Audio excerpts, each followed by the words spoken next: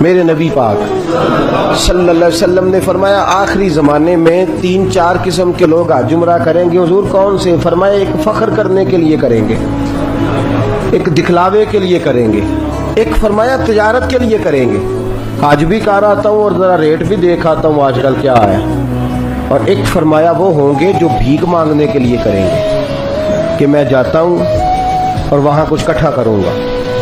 فرمایا یہ سارے غلط ہیں یا اللہ یا رسول اللہ۔ پھر فرمایا کچھ امیر بھی ہوں گے عمرہ کرنے والے جو سیر کی نیت سے جائیں گے۔ ہم نے دیکھا ہے معاذ اللہ تعالیٰ آج کے موقع پہ کہتے میں جدے چلا اتھے کی کتنے سمندر ہے، میں کیا ہوتے پاکستان بھی ہے، خانہ کعبہ کی بات کر جو ملتا نہیں کہیں، گنبد خضرا کی بات کر جو دھرتی میں ساری دھرتی کو آباد رکھے ہوئے۔